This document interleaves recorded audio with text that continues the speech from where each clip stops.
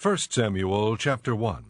There was a certain man from Ramathaim, a Zuphite, from the hill country of Ephraim, whose name was Elkanah, son of Jeroham, the son of Elihu, the son of Tohu, the son of Zuph, an Ephraimite. He had 2 wives. One was called Hannah, and the other Peninnah. Peninnah had children, but Hannah had none.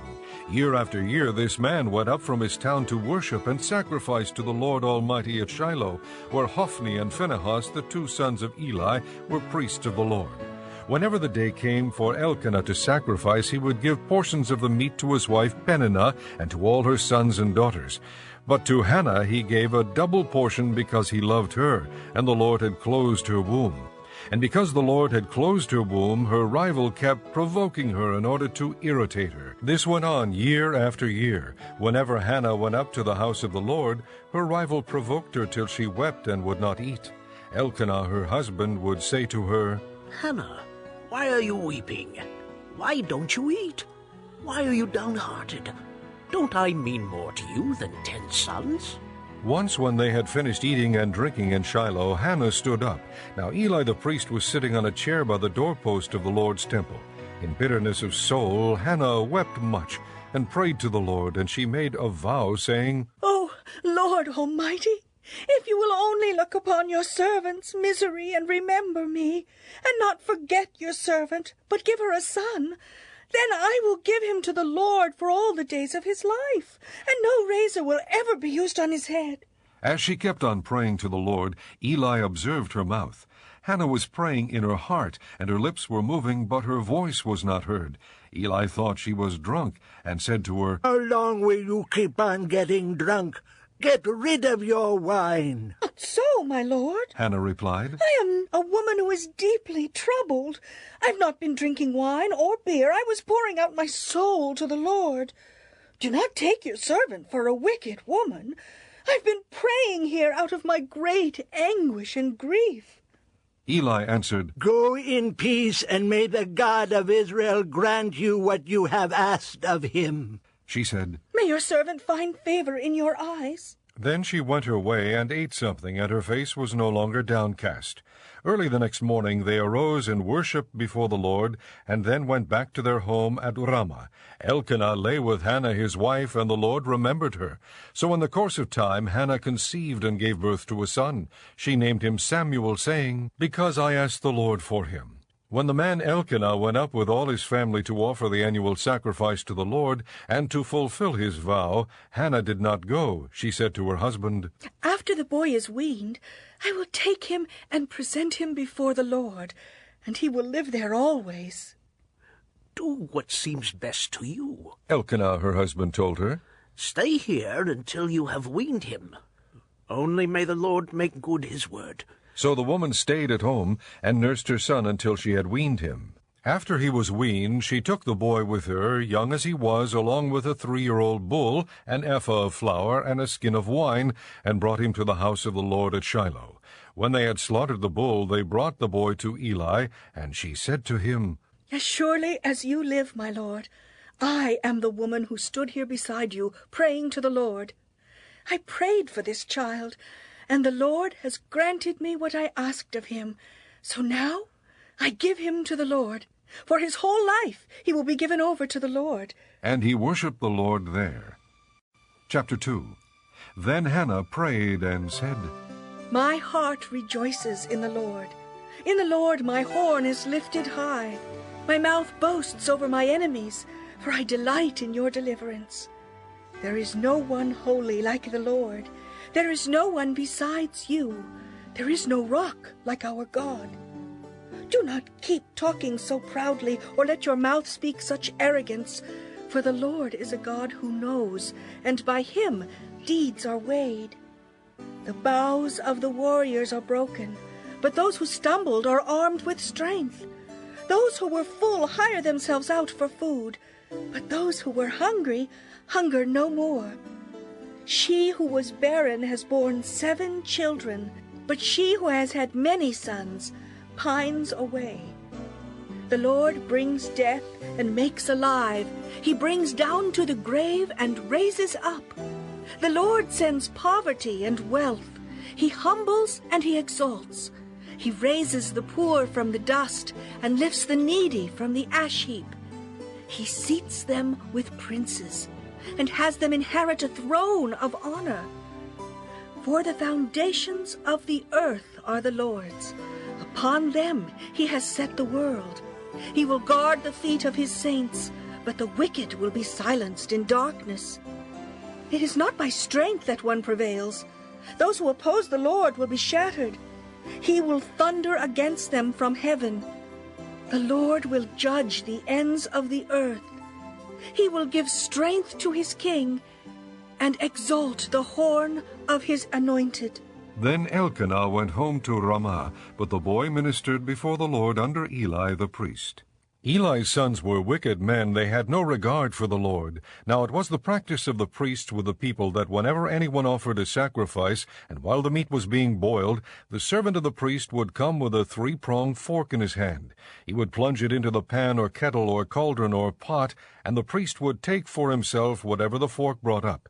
This is how they treated all the Israelites who came to Shiloh. But even before the fat was burned, the servant of the priest would come and say to the man who was sacrificing, "Give the priest some meat to roast. He won't accept boiled meat from you, but only raw." If the man said to him, "Let the fat be burned up first, and then take whatever you want," the servant would then answer, "No, hand it over now. If you don't, I'll take it by force." This sin of the young men was very great in the Lord's sight, for they were treating the Lord's offering with contempt. But Samuel was ministering before the Lord, a boy wearing a linen ephod. Each year his mother made him a little robe and took it to him when she went up with her husband to offer the annual sacrifice. Eli would bless Elkanah and his wife, saying, "May the Lord give you children by this woman to take the place of the one she prayed for and gave to the Lord." Then they would go home, and the Lord was gracious to Hannah. She conceived and gave birth to 3 sons and 2 daughters. Meanwhile the boy Samuel grew up in the presence of the Lord. Now Eli, who was very old, heard about everything his sons were doing to all Israel, and how they slept with the women who served at the entrance to the tent of meeting. So he said to them, "Why do you do such things? I hear from all the people about these wicked deeds of yours. No, my sons, it is not a good report that I hear spreading among the Lord's people. If a man sins against another man, God may mediate for him. But if a man sins against the Lord, who will intercede for him?" His sons, however, did not listen to their father's rebuke, for it was the Lord's will to put them to death. And the boy Samuel continued to grow in stature and in favor with the Lord and with men. Now a man of God came to Eli and said to him, "This is what the Lord says. Did I not clearly reveal myself to your father's house when they were in Egypt under Pharaoh? I chose your father out of all the tribes of Israel to be my priest, to go up to my altar to burn incense and to wear an ephod in my presence. I also gave your father's house all the offerings made with fire by the Israelites. Why do you scorn my sacrifice and offering that I prescribe for my dwelling? Why do you honor your sons more than me by fattening yourselves on the choice parts of every offering made by my people Israel? Therefore the Lord, the God of Israel, declares, I promised that your house and your father's house would minister before me forever. But now the Lord declares, Far be it from me. Those who honor me I will honor, but those who despise me will be disdained. The time is coming when I will cut short your strength and the strength of your father's house, so that there will not be an old man in your family line, and you will see distress in my dwelling. Although good will be done to Israel in your family line, there will never be an old man. Every one of you that I do not cut off from my altar will be spared only to blind your eyes with tears and to grieve your heart, and all your descendants will die in the prime of life. And what happens to your 2 sons, Hophni and Phinehas, will be a sign to you. They will both die on the same day. I will raise up for myself a faithful priest, who will do according to what is in my heart and mind.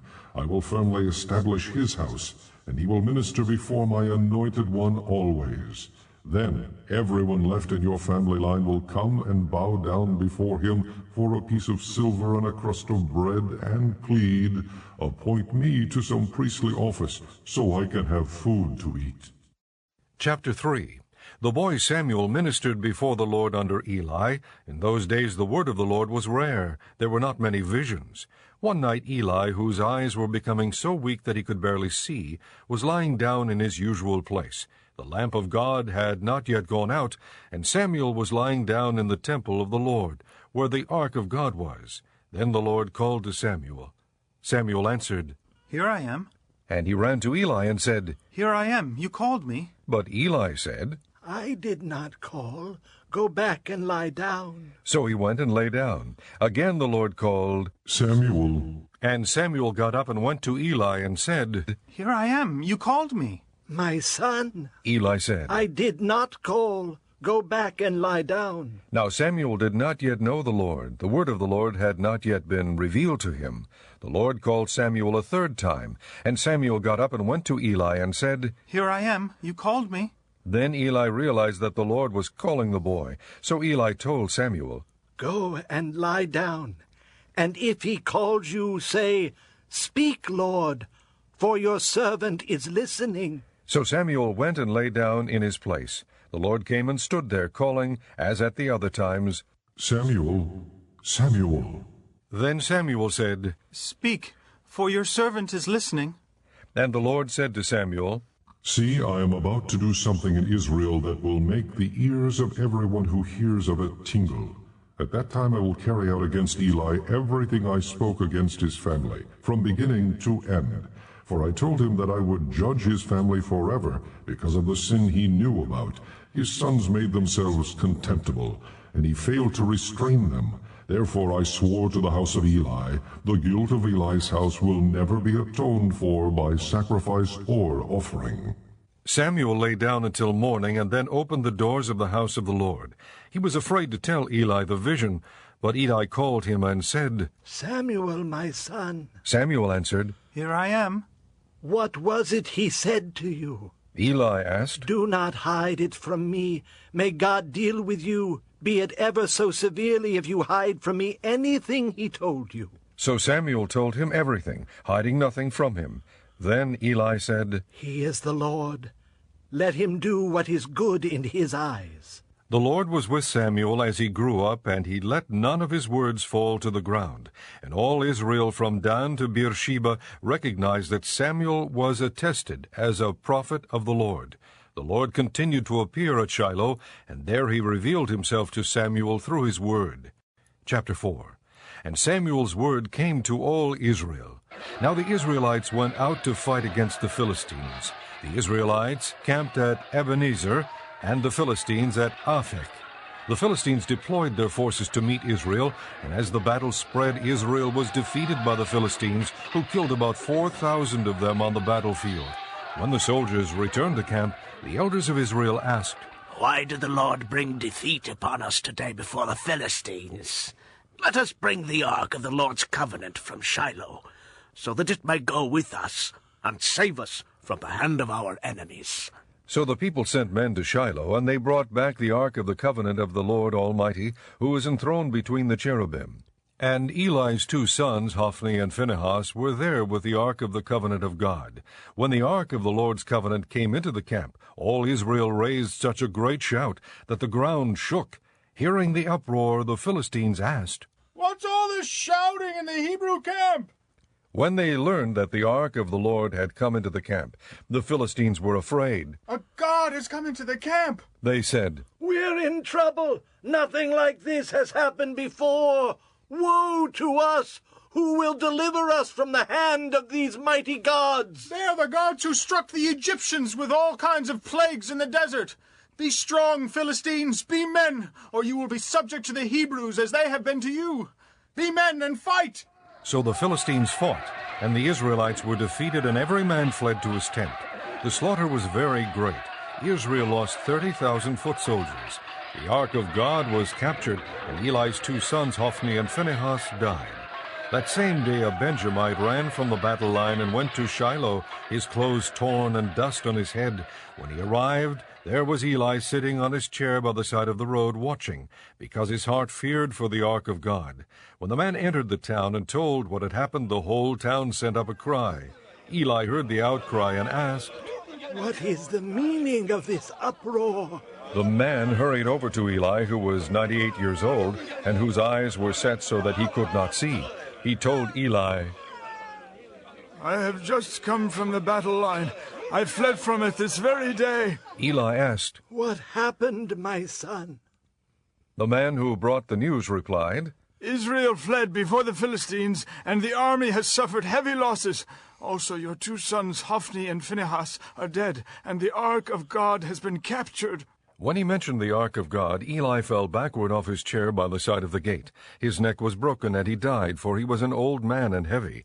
He had led Israel 40 years. His daughter-in-law, the wife of Phinehas, was pregnant and near the time of delivery. When she heard the news that the ark of God had been captured, and that her father-in-law and her husband were dead, she went into labor and gave birth, but was overcome by her labor pains. As she was dying, the women attending her said, Don't despair. You have given birth to a son. But she did not respond or pay any attention. She named the boy Ichabod, saying, The glory has departed from Israel because of the capture of the ark of God and the deaths of her father-in-law and her husband. She said, The glory has departed from Israel, for the ark of God has been captured. Chapter 5. After the Philistines had captured the ark of God, they took it from Ebenezer to Ashdod. Then they carried the ark into Dagon's temple and set it beside Dagon. When the people of Ashdod rose early the next day, there was Dagon fallen on his face on the ground before the ark of the Lord. They took Dagon and put him back in his place. But the following morning when they rose, there was Dagon fallen on his face on the ground before the ark of the Lord. His head and hands had been broken off and were lying on the threshold. Only his body remained. That is why, to this day, neither the priests of Dagon nor any others who enter Dagon's temple at Ashdod step on the threshold. The Lord's hand was heavy upon the people of Ashdod and its vicinity. He brought devastation upon them and afflicted them with tumors. When the men of Ashdod saw what was happening, they said, The ark of God of Israel must not stay here with us, because his hand is heavy upon us and upon Dagon our God. So they called together all the rulers of the Philistines and asked them, What shall we do with the ark of the God of Israel? They answered, Have the ark of the God of Israel moved to Gath. So they moved the ark of the God of Israel. But after they had moved it, the Lord's hand was against that city, throwing it into a great panic. He afflicted the people of the city, both young and old, with an outbreak of tumors. So they sent the ark of God to Ekron. As the ark of God was entering Ekron, the people of Ekron cried out, They have brought the ark of the God of Israel around to us to kill us and our people. So they called together all the rulers of the Philistines and said, Send the ark of the God of Israel away. Let it go back to its own place, or it will kill us and our people. For death had filled the city with panic. God's hand was very heavy upon it. Those who did not die were afflicted with tumors, and the outcry of the city went up to heaven. Chapter 6. When the ark of the Lord had been in Philistine territory 7 months, the Philistines called for the priests and the diviners and said, What shall we do with the ark of the Lord? Tell us how we should send it back to its place. They answered, If you return the ark of the God of Israel, do not send it away empty, but by all means send a guilt offering to him. Then you will be healed, and you will know why his hand has not been lifted from you. The Philistines asked, What guilt offering should we send to him? They replied, 5 gold tumors and 5 gold rats, according to the number of the Philistine rulers, because the same plague has struck both you and your rulers. Make models of the tumors and of the rats that are destroying the country, and pay honor to Israel's God. Perhaps he will lift his hand from you and your gods and your land. Why do you harden your hearts as the Egyptians and Pharaoh did? When he treated them harshly, did they not send the Israelites out so they could go on their way? Now then, get a new cart ready with 2 cows that have calved and have never been yoked. Hitch the cows to the cart, but take their calves away and pen them up. Take the ark of the Lord and put it on the cart, and in a chest beside it put the gold objects you are sending back to him as a guilt offering. Send it on its way, but keep watching it. If it goes up to its own territory toward Beth-Shemesh, then the Lord has brought this great disaster on us. But if it does not, Then we will know that it was not his hand that struck us, and that it happened to us by chance." So they did this. They took 2 such cows and hitched them to the cart and penned up their calves. They placed the ark of the Lord on the cart, and along with it the chest containing the gold rats and the models of the tumors. Then the cows went straight up toward Beth Shemesh, keeping on the road and lowing all the way. They did not turn to the right or to the left. The rulers of the Philistines followed them as far as the border of Beth Shemesh. Now the people of Beth Shemesh were harvesting their wheat in the valley, and when they looked up and saw the ark, they rejoiced at the sight. The cart came to the field of Joshua of Beth Shemesh, and there it stopped beside a large rock. The people chopped up the wood of the cart and sacrificed the cows as a burnt offering to the Lord. The Levites took down the ark of the Lord, together with the chest containing the gold objects, and placed them on the large rock. On that day the people of Beth Shemesh offered burnt offerings and made sacrifices to the Lord. The 5 rulers of the Philistines saw all this, and then returned that same day to Ekron. These are the gold tumors the Philistines sent as a guilt offering to the Lord, 1 each for Ashdod, Gaza, Ashkelon, Gath, and Ekron. And the number of the gold rats was according to the number of Philistine towns belonging to the 5 rulers, the fortified towns with their country villages. The large rock on which they set the ark of the Lord is a witness to this day in the field of Joshua of Beth Shemesh. But God struck down some of the men of Beth Shemesh, putting 70 of them to death, because they had looked into the ark of the Lord. The people mourned because of the heavy blow the Lord had dealt them, and the men of Beth Shemesh asked, "Who can stand in the presence of the Lord, this holy God? To whom will the ark go up from here?" Then they sent messengers to the people of Kiriath-Jearim, saying, "The Philistines have returned the ark of the Lord. Come down and take it up to your place." Chapter 7. So the men of Kiriath-Jearim came and took up the ark of the Lord. They took it to Abinadab's house on the hill, and consecrated Eleazar his son to guard the ark of the Lord. It was a long time, 20 years in all, that the ark remained at Kiriath-Jearim, and all the people of Israel mourned and sought after the Lord. And Samuel said to the whole house of Israel, "If you are returning to the Lord with all your hearts, then rid yourselves of the foreign gods and the Ashtoreths, and commit yourselves to the Lord and serve him only, and he will deliver you out of the hand of the Philistines." So the Israelites put away their Baals and Ashtoreths, and served the Lord only. Then Samuel said, "Assemble all Israel at Mizpah, and I will intercede with the Lord for you." When they had assembled at Mizpah, they drew water and poured it out before the Lord. On that day they fasted, and there they confessed, "We have sinned against the Lord." And Samuel was leader of Israel at Mizpah. When the Philistines heard that Israel had assembled at Mizpah, the rulers of the Philistines came up to attack them. And when the Israelites heard of it, they were afraid because of the Philistines. They said to Samuel, "Do not stop crying out to the Lord our God for us, that he may rescue us from the hand of the Philistines." Then Samuel took a suckling lamb and offered it up as a whole burnt offering to the Lord. He cried out to the Lord on Israel's behalf, and the Lord answered him. While Samuel was sacrificing the burnt offering, the Philistines drew near to engage Israel in battle. But that day the Lord thundered with loud thunder against the Philistines, and threw them into such a panic that they were routed before the Israelites. The men of Israel rushed out of Mizpah and pursued the Philistines, slaughtering them along the way to a point below Beth-kar. Then Samuel took a stone and set it up between Mizpah and Shen. He named it Ebenezer, saying, "Thus far has the Lord helped us." So the Philistines were subdued and did not invade Israelite territory again. Throughout Samuel's lifetime, the hand of the Lord was against the Philistines. The towns from Ekron to Gath that the Philistines had captured from Israel were restored to her, and Israel delivered the neighboring territory from the power of the Philistines. And there was peace between Israel and the Amorites. Samuel continued as judge over Israel all the days of his life. From year to year he went on a circuit from Bethel to Gilgal to Mizpah, judging Israel in all those places. But he always went back to Ramah, where his home was, and there he also judged Israel, and he built an altar there to the Lord. Chapter 8. When Samuel grew old, he appointed his sons as judges for Israel. The name of his firstborn was Joel, and the name of his second was Abijah, and they served at Beersheba. But his sons did not walk in his ways. They turned aside after dishonest gain, and accepted bribes, and perverted justice.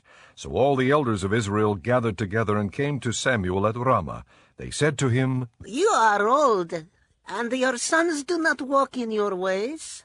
Now appoint a king to lead us, such as all the other nations have. But when they said, Give us a king to lead us, this displeased Samuel, so he prayed to the Lord, and the Lord told him, Listen to all that the people are saying to you. It is not you they have rejected, but they have rejected me as their king, as they have done from the day I brought them up out of Egypt until this day, forsaking me and serving other gods, so they are doing to you. Now listen to them, but warn them solemnly, and let them know what the king who will reign over them will do. Samuel told all the words of the Lord to the people who were asking him for a king. He said, This is what the king who will reign over you will do. He will take your sons and make them serve with his chariots and horses, and they will run in front of his chariots. Some he will assign to be commanders of thousands and commanders of 50s, and others to plow his ground and reap his harvest, and still others to make weapons of war and equipment for his chariots. He will take your daughters to be perfumers and cooks and bakers. He will take the best of your fields and vineyards and olive groves and give them to his attendants. He will take 1/10 of your grain and of your vintage and give it to his officials and attendants. Your men servants and maidservants and the best of your cattle and donkeys he will take for his own use. He will take 1/10 of your flocks, and you yourselves will become his slaves. When that day comes, you will cry out for relief from the king you have chosen, and the Lord will not answer you in that day. But the people refused to listen to Samuel. No, They said, we want a king over us. Then we will be like all the other nations, with a king to lead us and to go out before us and fight our battles. When Samuel heard all that the people said, he repeated it before the Lord. The Lord answered, Listen to them, and give them a king. Then Samuel said to the men of Israel, Everyone go back to his town. Chapter 9. There was a Benjamite, a man of standing, whose name was Kish, son of Abiel, the son of Zeror, the son of Bechorath, the son of Aphiah of Benjamin. He had a son named Saul, an impressive young man without equal among the Israelites, a head taller than any of the others. Now the donkeys belonging to Saul's father Kish were lost, and Kish said to his son Saul, Take one of the servants with you, and go and look for the donkeys. So he passed through the hill country of Ephraim and through the area around Shalisha, but they did not find them. They went on into the district of Shaalim, but the donkeys were not there. Then he passed through the territory of Benjamin, but they did not find them. When they reached the district of Zuph, Saul said to the servant who was with him, Come, let's go back, or my father will stop thinking about the donkeys and start worrying about us. But the servant replied, Look, in this town there is a man of God. He is highly respected, and everything he says comes true. Let's go there now. Perhaps he will tell us what way to take. Saul said to his servant, If we go, what can we give the man? The food in our sacks is gone. We have no gift to take to the man of God. What do we have? The servant answered him again. Look, He said, I have 1/4 of a shekel of silver. I will give it to the man of God so that he will tell us what way to take. Formerly in Israel, if a man went to inquire of God, he would say, Come, let us go to the seer, because the prophet of today used to be called a seer. Good. Saul said to his servant. Come, let's go. So they set out for the town where the man of God was. As they were going up the hill to the town, they met some girls coming out to draw water, and they asked them, Is the seer here? He is. They answered, He's ahead of you. Hurry now. He has just come to our town today, for the people have a sacrifice at the high place. As soon as you enter the town, you will find him before he goes up to the high place to eat. The people will not begin eating until he comes, because he must bless the sacrifice. Afterward, those who are invited will eat. Go up now. You should find him about this time. They went up to the town, and as they were entering it, there was Samuel coming toward them on his way up to the high place. Now the day before Saul came, the Lord had revealed this to Samuel. About this time tomorrow I will send you a man from the land of Benjamin. Anoint him leader over my people Israel. He will deliver my people from the hand of the Philistines. I have looked upon my people, for their cry has reached me. When Samuel caught sight of Saul, the Lord said to him, This is the man I spoke to you about. He will govern my people. Saul approached Samuel in the gateway and asked, Would you please tell me where the seer's house is? I am the seer. Samuel replied, Go up ahead of me to the high place, for today you are to eat with me, and in the morning I will let you go and will tell you all that is in your heart. As for the donkeys you lost 3 days ago, do not worry about them. They have been found. And to whom is all the desire of Israel turned, if not to you and all your father's family? Saul answered, But am I not a Benjamite from the smallest tribe of Israel? And is not my clan the least of all the clans of the tribe of Benjamin?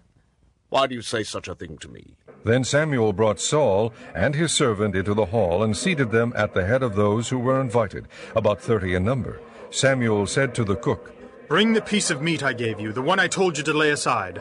So the cook took up the leg with what was on it and set it in front of Saul. Samuel said, Here is what has been kept for you. Eat, because it was set aside for you for this occasion, from the time I said, I have invited guests.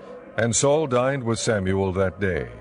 After they came down from the high place to the town, Samuel talked with Saul on the roof of his house. They rose about daybreak, and Samuel called to Saul on the roof, Get ready, and I will send you on your way. When Saul got ready, he and Samuel went outside together. As they were going down to the edge of the town, Samuel said to Saul, Tell the servant to go on ahead of us. And the servant did so. But you stay here a while, so that I may give you a message from God. Chapter 10. Then Samuel took a flask of oil and poured it on Saul's head and kissed him, saying, Has not the Lord anointed you leader over his inheritance? When you leave me today, you will meet 2 men near Rachel's tomb at Zelzah on the border of Benjamin. They will say to you, The donkeys you set out to look for have been found, and now your father has stopped thinking about them and is worried about you. He is asking, What shall I do about my son? Then you will go on from there until you reach the great tree of Tabor. 3 men going up to God at Bethel will meet you there. One will be carrying 3 young goats, another 3 loaves of bread, and another a skin of wine. They will greet you and offer you 2 loaves of bread, which you will accept from them. After that you will go to Gibeah of God, where there is a Philistine outpost. As you approach the town, you will meet a procession of prophets coming down from the high place with lyres, tambourines, flutes, and harps being played before them, and they will be prophesying. The Spirit of the Lord will come upon you in power, and you will prophesy with them, and you will be changed into a different person. Once these signs are fulfilled, do whatever your hand finds to do, for God is with you. Go down ahead of me to Gilgal. I will surely come down to you to sacrifice burnt offerings and fellowship offerings, but you must wait 7 days until I come to you and tell you what you are to do. As Saul turned to leave Samuel, God changed Saul's heart, and all these signs were fulfilled that day. When they arrived at Gibeah, a procession of prophets met him. The Spirit of God came upon him in power, and he joined in their prophesying. When all those who had formerly known him saw him prophesying with the prophets, they asked each other, What is this that has happened to the son of Kish? Is Saul also among the prophets? A man who lived there answered, And who is the father?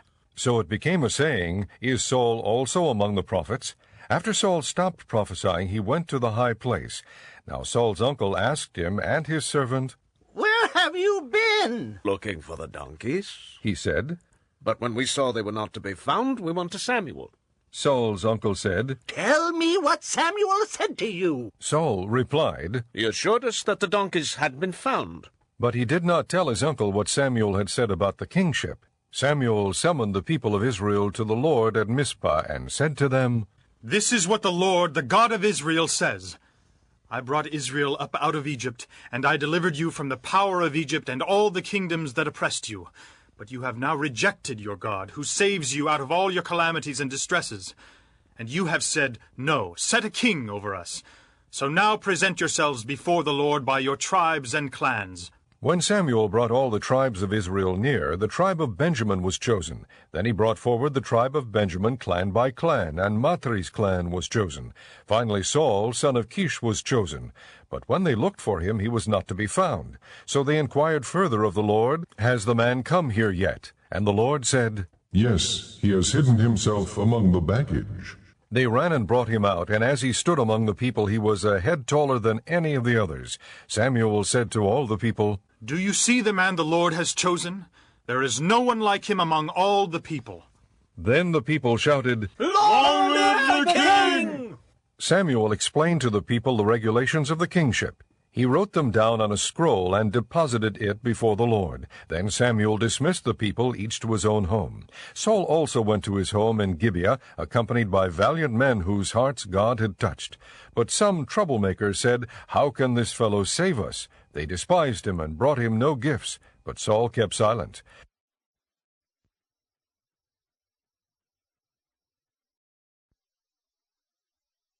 Chapter 11. Nahash the Ammonite went up and besieged Jabesh-Gilead, and all the men of Jabesh said to him, "Make a treaty with us, and we will be subject to you." But Nahash the Ammonite replied, "I will make a treaty with you, only on the condition that I gouge out the right eye of every one of you, and so bring disgrace on all Israel." The elders of Jabesh said to him, "Give us 7 days so we can send messengers throughout Israel. If no one comes to rescue us, we will surrender to you." When the messengers came to Gibeah of Saul and reported these terms to the people, they all wept aloud. Just then Saul was returning from the fields behind his oxen, and he asked, "What is wrong with the people? Why are they weeping?" Then they repeated to him what the men of Jabesh had said. When Saul heard their words, the Spirit of God came upon him in power, and he burned with anger.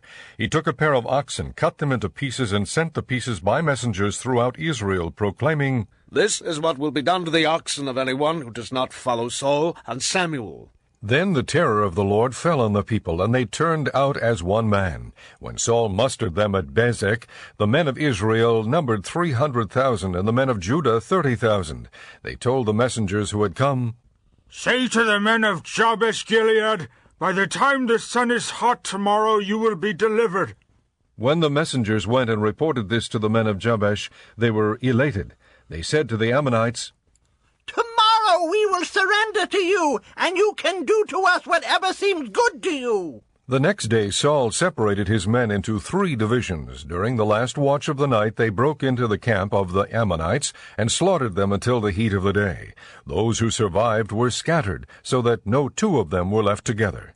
The people then said to Samuel, "Who was it that asked to reign over us?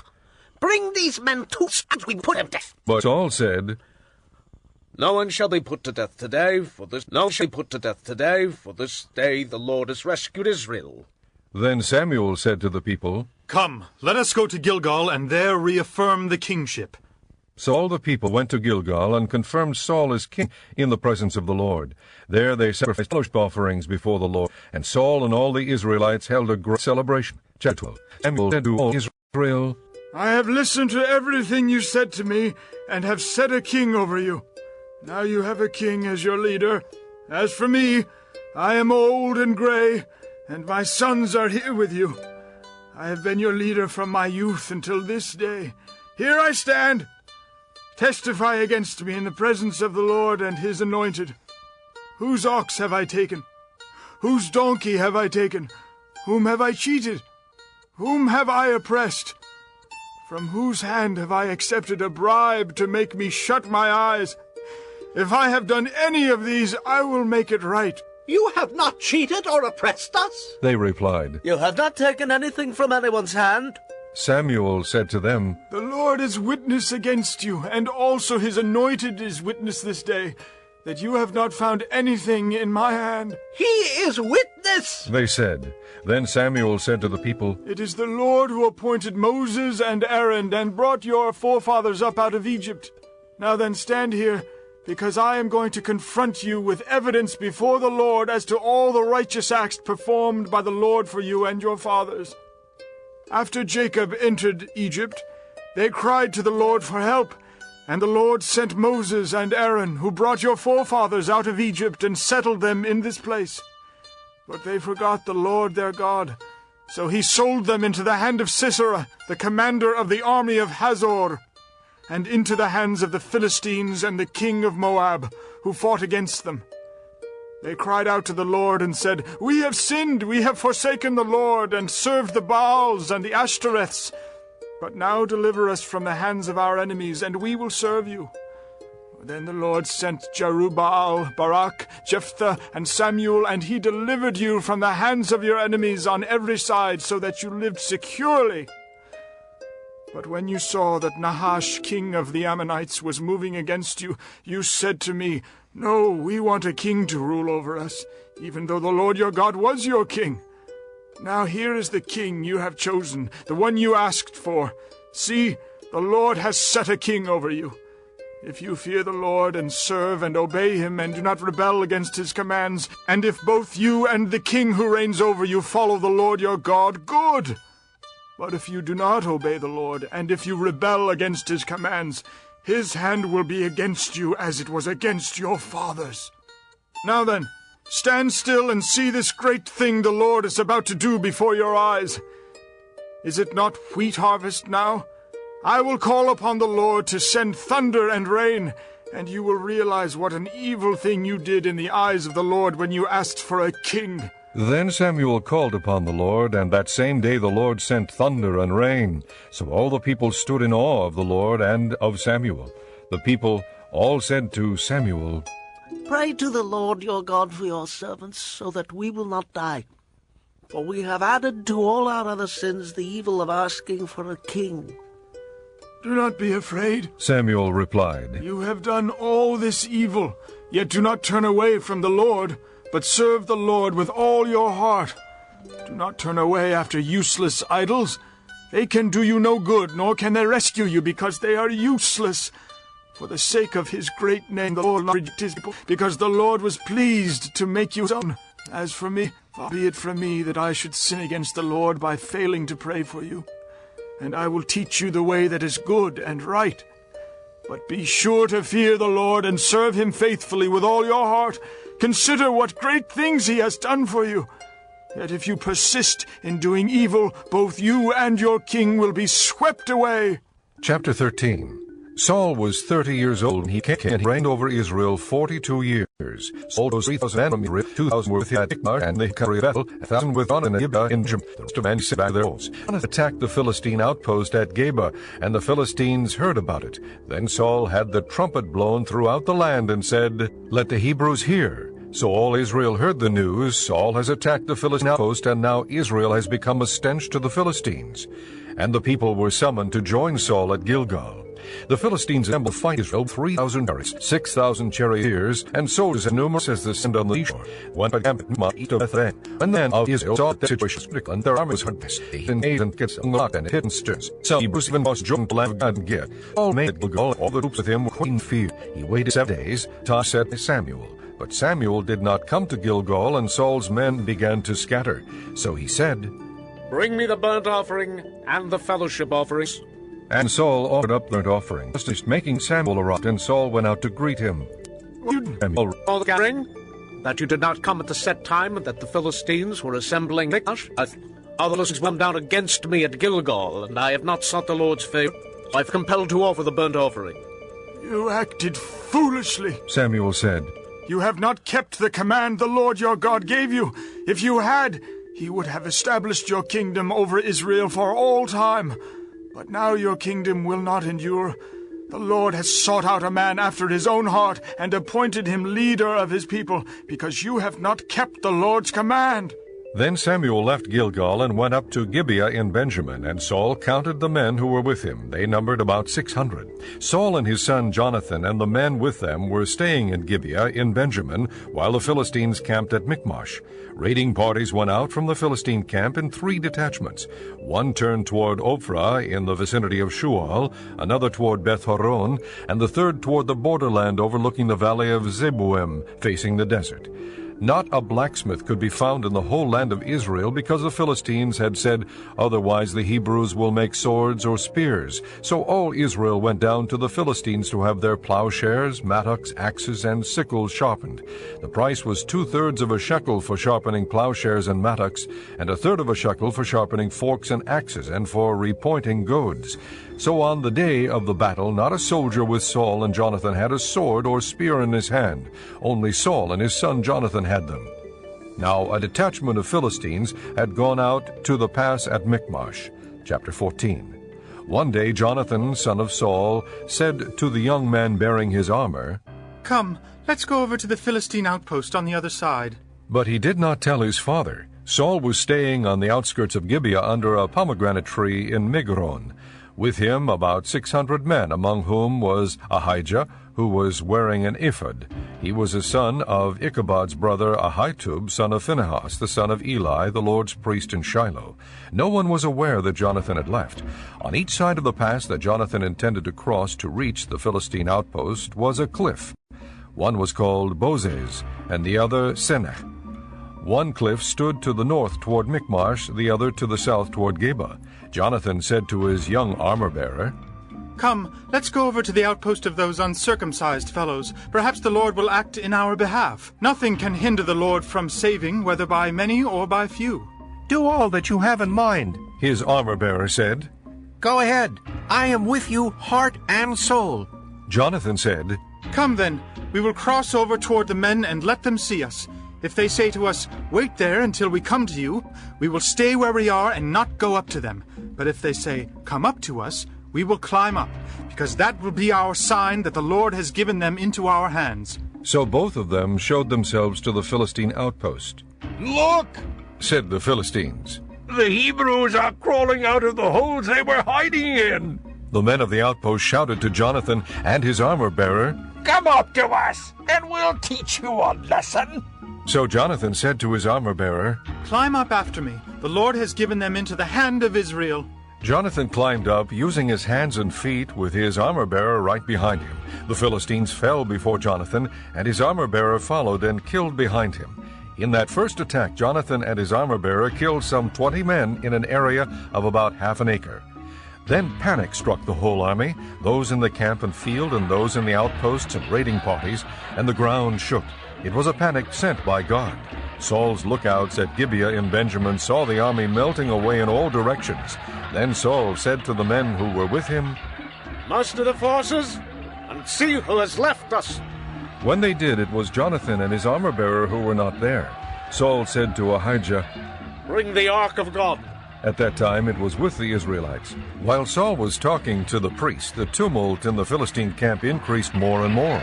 So Saul said to the priest, Withdraw your hand. Then Saul and all his men assembled and went to the battle. They found the Philistines in total fusion, striking each other with swords. Those Hebrews who had previously been with the Philistines got up them their camp and over to the Israelites who were with Saul and Jonathan. When all the Israelites who had hidden in the hill country of Ephraim heard that the Philistines were on the run, they joined the battle in hot pursuit. So the Lord rescued Israel that day, and the battle moved on beyond Beth-aven. Now the men of Israel were in distress that day, because Saul had bound the people under an oath, saying, Cursed be any man who eats food before evening comes, before I have avenged myself on my enemies. So none of the troops tasted food. The entire army entered the woods, and there was honey on the ground. When they went into the woods, they saw the honey oozing out, yet no one put his hand to his mouth, because they feared the oath. But Jonathan had not heard that his father had bound the people with the oath. So he reached out the end of the staff that was in his hand, and dipped it into the honeycomb. He raised his hand to his mouth, and his eyes brightened. Then one of the soldiers told him, Your father bound the army under a strict oath, saying, Cursed be any man who eats food today. That is why the men are faint. Jonathan said, My father has made trouble for the country. See how my eyes brightened when I tasted a little of this honey? How much better it would have been if the men had eaten today some of the plunder they took from their enemies. Would not the slaughter of the Philistines have been even greater? That day, after the Israelites had struck down the Philistines from Michmash to Aijalon, they were exhausted. They pounced on the plunder, and taking sheep, cattle, and calves, they butchered them on the ground and ate them, together with the blood. Then someone said to Saul, Look, the men are sinning against the Lord by eating meat that has blood in it. You have broken faith. He said. Roll a large stone over here at once. Then he said, Go out among the men and tell them, Each of you bring me your cattle and sheep, and slaughter them here and eat them. Do not sin against the Lord by eating meat with blood still in it. So everyone brought his ox that night and slaughtered it there. Then Saul built an altar to the Lord. It was the first time he had done this. Saul said, Let us go down after the Philistines by night and plunder them till dawn, and let us not leave one of them alive. Do whatever seems best to you, they replied. But the priest said, Let us inquire of God here. So Saul asked God, Shall I go down after the Philistines? Will you give them into Israel's hand? But God did not answer him that day. Saul therefore said, Come here, all of you who are leaders of the army, and let us find out what sin has been committed today. As surely as the Lord who rescues Israel lives, even if it lies with my son Jonathan, he must die. But not one of the men said a word. Saul then said to all the Israelites, You stand over there. I and Jonathan my son will stand over here. Do what seems best to you, the men replied. Then Saul prayed to the Lord, the God of Israel. Give me the right answer. And Jonathan and Saul were taken by lot, and the men were cleared. Saul said, Cast the lot between me and Jonathan my son. And Jonathan was taken. Then Saul said to Jonathan, Tell me what you have done. So Jonathan told him, I merely tasted a little honey with the end of my staff, and now must I die? Saul said, May God deal with me, be it ever so severely, if you do not die, Jonathan. But the men said to Saul, Should Jonathan die? He who has brought about this great deliverance in Israel? Never! As surely as the Lord lives, not a hair of his head will fall to the ground, for he did this today with God's help. So the men rescued Jonathan, and he was not put to death. Then Saul stopped pursuing the Philistines, and they withdrew to their own land. After Saul had assumed rule over Israel, he fought against their enemies on every side, Moab, the Ammonites, Edom, the kings of Zobah, and the Philistines. Wherever he turned, he inflicted punishment on them. He fought valiantly and defeated the Amalekites, delivering Israel from the hands of those who had plundered them. Saul's sons were Jonathan, Ishvi, and Malchishua. The name of his older daughter was Merab, and that of the younger was Michal. His wife's name was Ahinoam, daughter of Ahimaaz. The name of the commander of Saul's army was Abner, son of Ner, and Ner was Saul's uncle. Saul's father Kish and Abner's father Ner were sons of Abiel.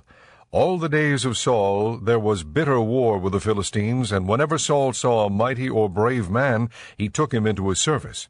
Chapter 15. Samuel said to Saul, I am the one the Lord sent to anoint you king over his people Israel. So listen now to the message from the Lord. This is what the Lord Almighty says. I will punish the Amalekites for what they did to Israel when they waylaid them as they came up from Egypt. Now go, attack the Amalekites, and totally destroy everything that belongs to them. Do not spare them.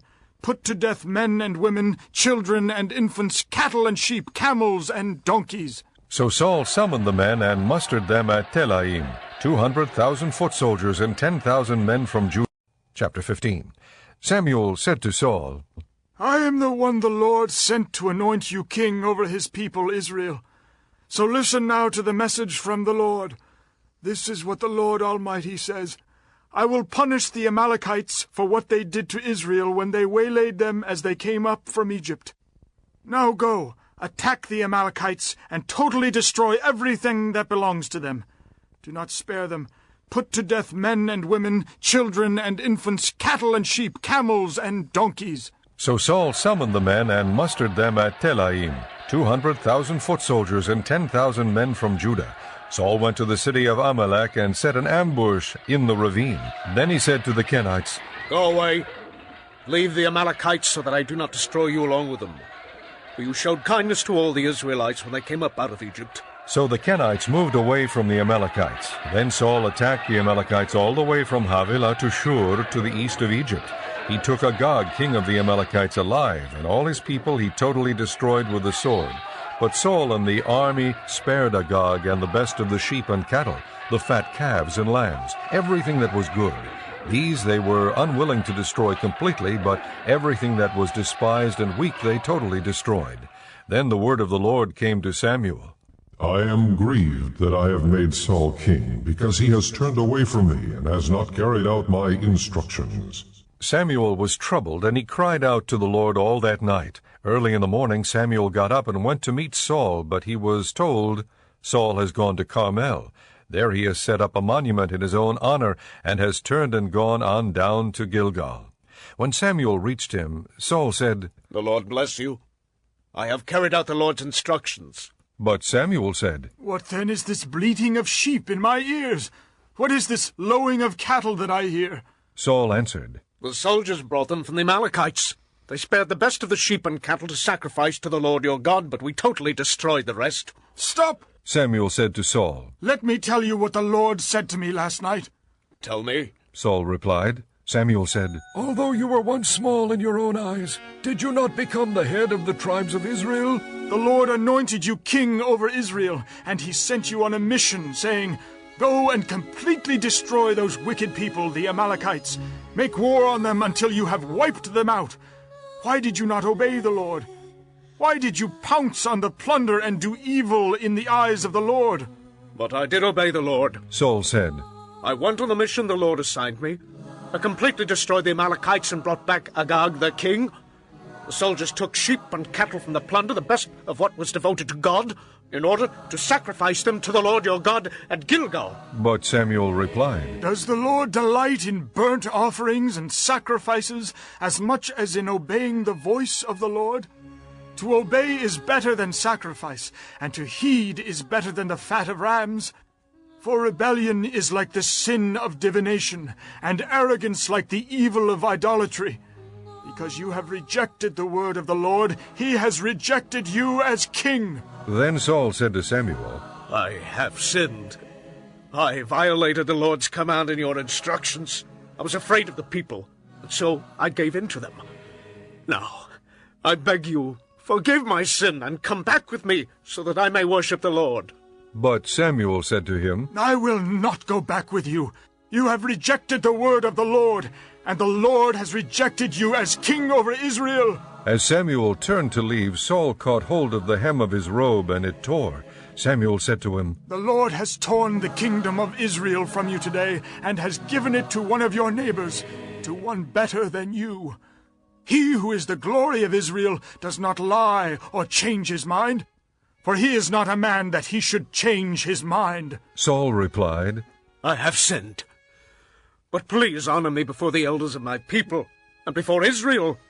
Come back with me so that I may worship the Lord your God. So Samuel went back with Saul, and Saul worshipped the Lord. Then Samuel said, Bring me Agag, king of the Amalekites.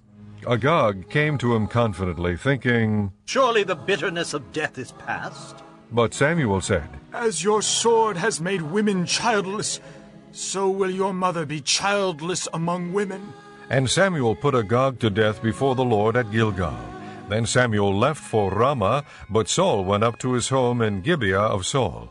Until the day Samuel died, he did not go to see Saul again, though Samuel mourned for him, and the Lord was grieved that he had made Saul king over Israel. Chapter 16. The Lord said to Samuel, How long will you mourn for Saul, since I have rejected him as king over Israel? Fill your horn with oil, and be on your way. I am sending you to Jesse of Bethlehem. I have chosen one of his sons to be king. But Samuel said, How can I go? Saul will hear about it and kill me. The Lord said, Take a heifer with you and say, I have come to sacrifice to the Lord. Invite Jesse to the sacrifice, and I will show you what to do. You are to anoint for me the one I indicate. Samuel did what the Lord said. When he arrived at Bethlehem, the elders of the town trembled when they met him. They asked, Do you come in peace? Samuel replied, Yes, in peace. I have come to sacrifice to the Lord. Consecrate yourselves and come to the sacrifice with me. Then he consecrated Jesse and his sons and invited them to the sacrifice. When they arrived, Samuel saw Eliab and thought, Surely the Lord's anointed stands here before the Lord. But the Lord said to Samuel, Do not consider his appearance or his height, for I have rejected him. The Lord does not look at the things man looks at. Man looks at the outward appearance, but the Lord looks at the heart. Then Jesse called Abinadab and had him pass in front of Samuel, but Samuel said, The Lord has not chosen this one either. Jesse then had Shammah pass by, but Samuel said, Nor has the Lord chosen this one. Jesse had 7 of his sons pass before Samuel, but Samuel said to him, The Lord has not chosen these. So he asked Jesse, Are these all the sons you have? That is still the youngest, Jesse answered. but he is tending the sheep. Samuel said, Send for him. We will not sit down until he arrives. So he sent and had him brought in. He was ruddy, with a fine appearance and handsome features. Then the Lord said, Rise and anoint him. He is the one. So Samuel took the horn of oil and anointed him in the presence of his brothers, and from that day on the Spirit of the Lord came upon David in power. Samuel then went to Ramah. Now the Spirit of the Lord had departed from Saul, and an evil spirit from the Lord tormented him. Saul's attendant said to him, See, an evil spirit from God is tormenting you. Let our Lord command his servants here to search for someone who can play the harp. He will play when the evil spirit from God comes upon you, and you will feel better. So Saul said to his attendants, Find someone who plays well and bring him to me. One of the servants answered, I have seen a son of Jesse of Bethlehem who knows how to play the harp. He is a brave man and a warrior. He speaks well and is a fine-looking man, and the Lord is with him. Then Saul sent messengers to Jesse and said, Send me your son David, who is with the sheep. So Jesse took a donkey loaded with bread, a skin of wine, and a young goat, and sent them with his son David to Saul. David came to Saul and entered his service. Saul liked him very much, and David became one of his armor-bearers. Then Saul sent word to Jesse, saying, Allow David to remain in my service, for I am pleased with him. Whenever the Spirit from God came upon Saul, David would take his harp and play. Then relief would come to Saul. He would feel better, and the evil spirit would leave him. Chapter 17. Now the Philistines gathered their forces for war and assembled at Socoh in Judah. They pitched camp at Ephes Damim, between Socoh and Azekah. Saul and the Israelites assembled and camped in the valley of Elah, and drew up their battle line to meet the Philistines. The Philistines occupied one hill, and the Israelites another, with a valley between them. A champion named Goliath, who was from Gath, came out of the Philistine camp. He was over 9 feet tall. He had a bronze helmet on his head and wore a coat of scale armor of bronze weighing 5,000 shekels.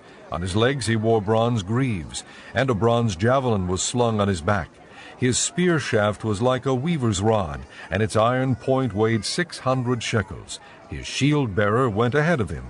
Goliath stood and shouted to the ranks of Israel, Why do you come out and line up for battle? Am I not a Philistine, and are you not the servants of Saul? Choose a man, and have him come down to me. If he is able to fight and kill me, we will become your subjects.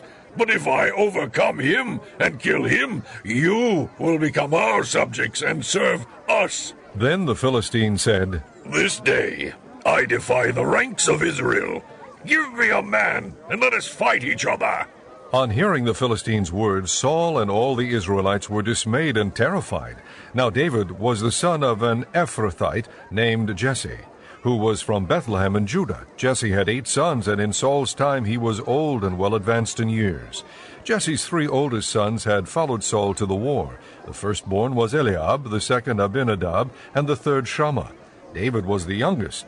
The 3 oldest followed Saul, but David went back and forth from Saul to tend his father's sheep at Bethlehem.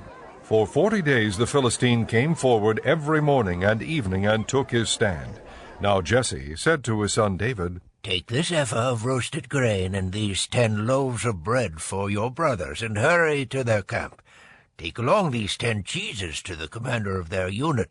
See how your brothers are, and bring back some assurance from them. They are with Saul and all the men of Israel in the valley of Elah, fighting against the Philistines. Early in the morning David left the flock with a shepherd, loaded up, and set out as Jesse had directed. He reached the camp as the army was going out to its battle positions, shouting the war cry. Israel and the Philistines were drawing up their lines facing each other. David left his things with the keeper of supplies, ran to the battle lines, and greeted his brothers. As he was talking with them, Goliath, the Philistine champion from Gath, stepped out from his lines and shouted his usual defiance, and David heard it. When the Israelites saw the man, they all ran from him in great fear. Now the Israelites had been saying, Do you see how this man keeps coming out? He comes out to defy Israel. The king will give great wealth to the man who kills him. He will also give him his daughter in marriage, and will exempt his father's family from taxes in Israel. David asked the men standing near him, What will be done for the man who kills this Philistine and removes this disgrace from Israel? Who is this uncircumcised Philistine, that he should defy the armies of the living God? They repeated to him what they had been saying, and told him, This is what will be done for the man who kills him. When Eliab, David's oldest brother, heard him speaking with the men, he burned with anger at him and asked, Why have you come down here? And with whom did you leave those few sheep in the desert? I know how conceited you are, and how wicked your heart is. You came down only to watch the battle. Now what have I done? said David. Can't I even speak? He then turned away to someone else and brought up the same matter, and the men answered him as before. What David said was overheard and reported to Saul, and Saul sent for him. David said to Saul, Let no one lose heart on account of this Philistine. Your servant will go and fight him. Saul replied, You're not able to go out against this Philistine and fight him? You're only a boy, and he has been a fighting man from his youth. But David said to Saul, Your servant has been keeping his father's sheep.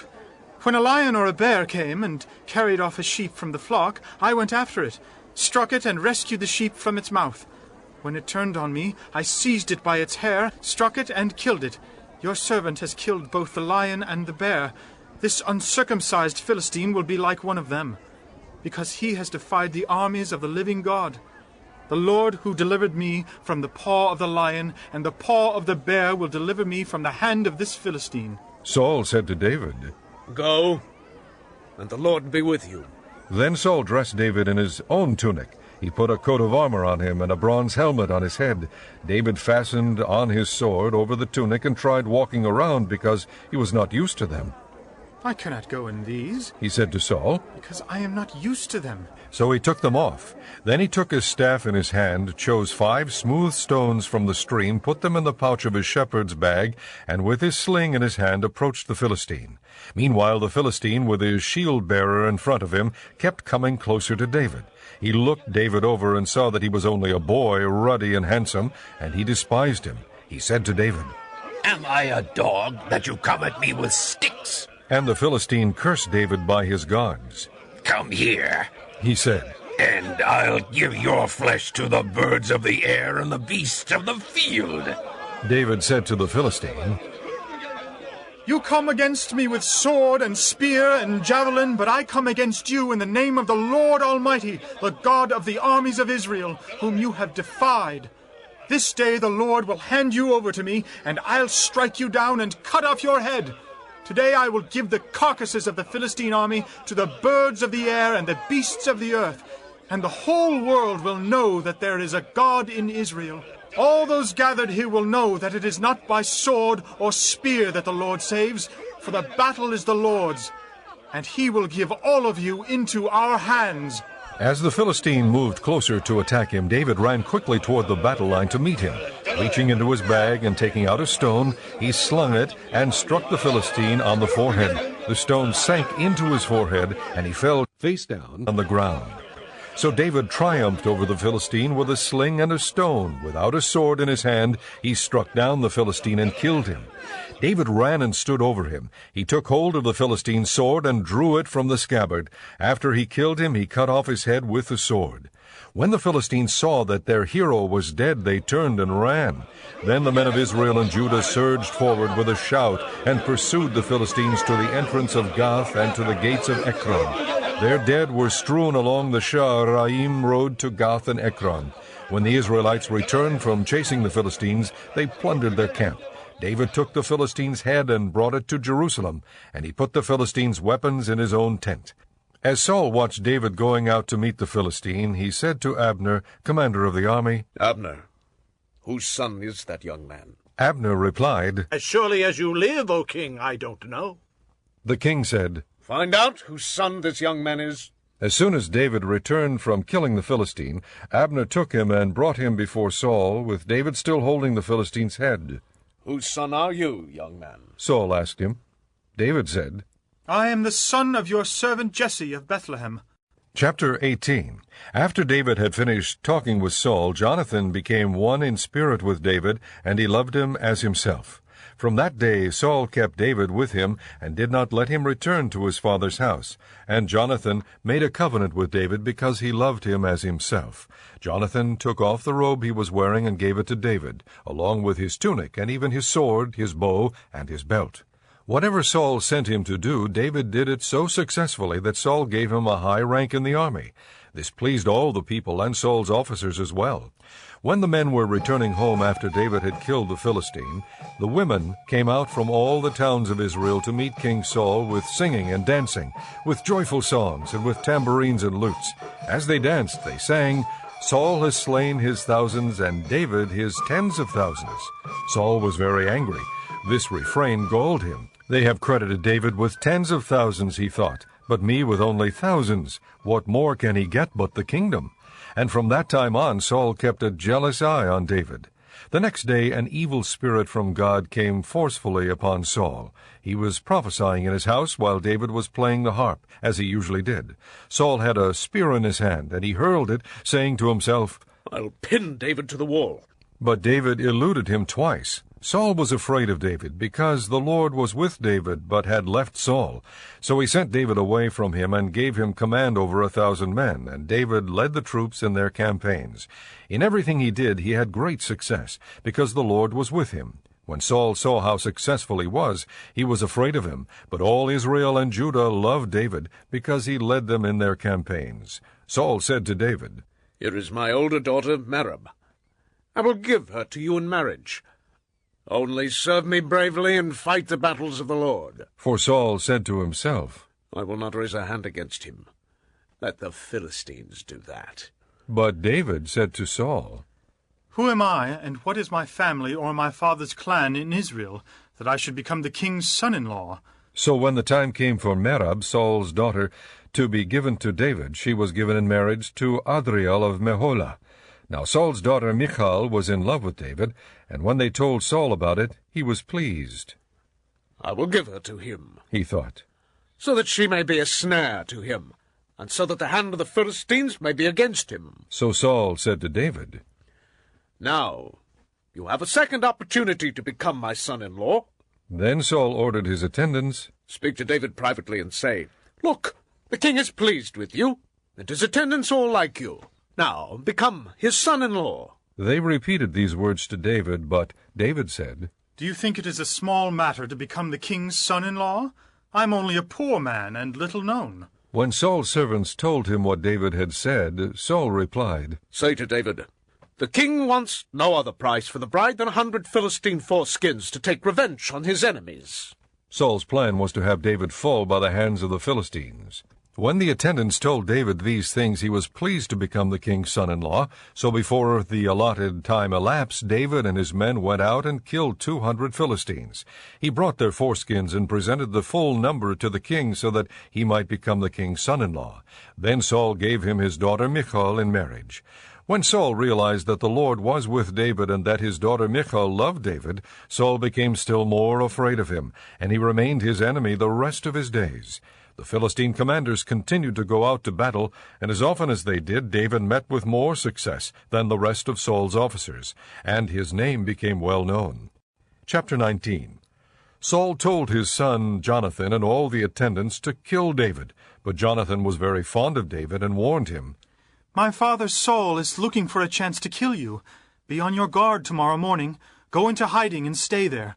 I will go out and stand with my father in the field where you are.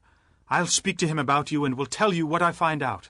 Jonathan spoke well of David to Saul, his father, and said to him, "Let not the king do wrong to his servant David. He has not wronged you, and what he has done has benefited you greatly. He took his life in his hands when he killed the Philistine. The Lord won a great victory for all Israel, and you saw it and were glad.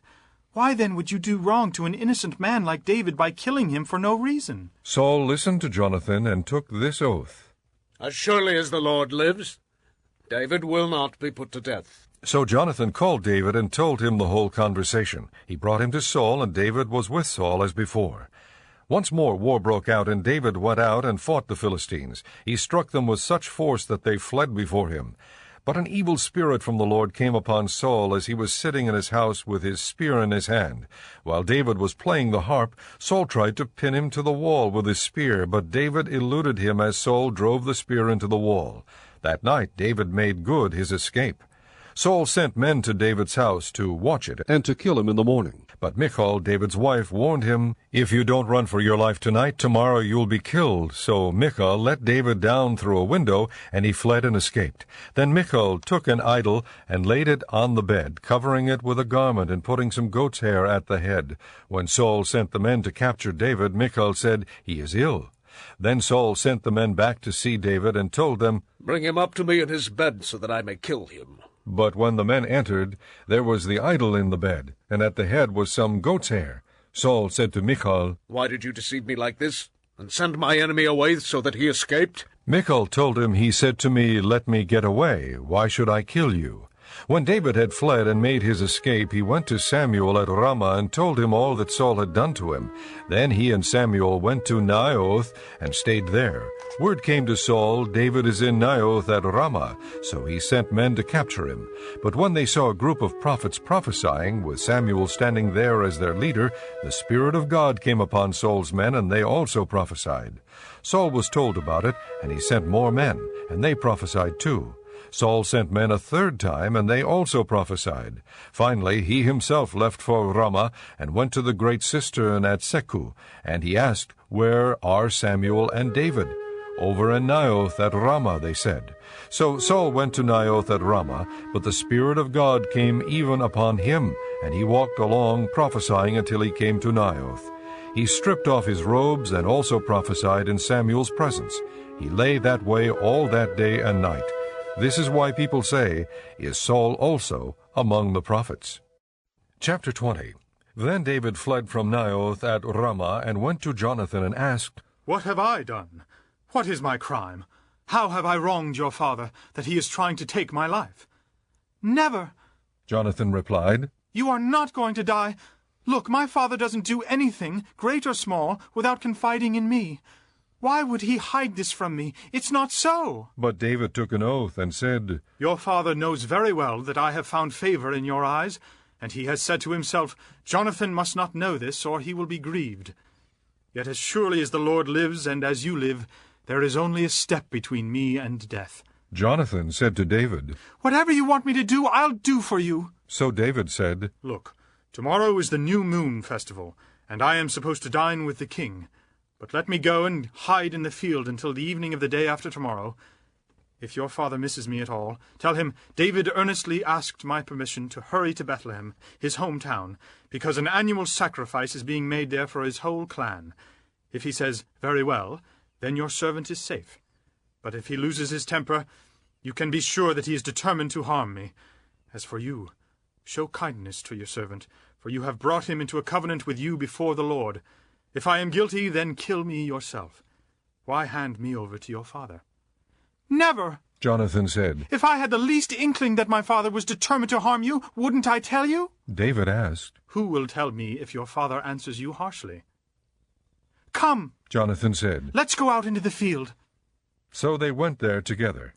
Then Jonathan said to David, "By the Lord, the God of Israel, I will surely sound out my father by this time the day after tomorrow. If he is favorably disposed toward you, will I not send you word and let you know? But if my father is inclined to harm you, may the Lord deal with me, be it ever so severely, if I do not let you know and send you away safely. May the Lord be with you as he has been with my father. But show me unfailing kindness like that of the Lord as long as I live, so that I may not be killed, and do not ever cut off your kindness from my family, not even when the Lord has cut off every one of David's enemies from the face of the earth."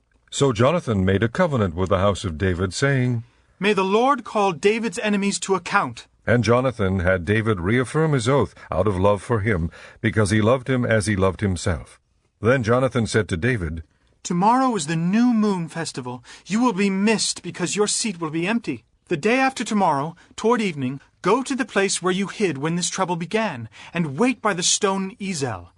I will shoot 3 arrows to the side of it, as though I were shooting at a target. Then I will send a boy and say, 'Go, find the arrows.' If I say to him, 'Look, the arrows are on this side of you, bring them here.' Then come, because as surely as the Lord lives, you are safe. There is no danger. But if I say to the boy, 'Look, the arrows are beyond you,' then you must go, because the Lord has sent you away.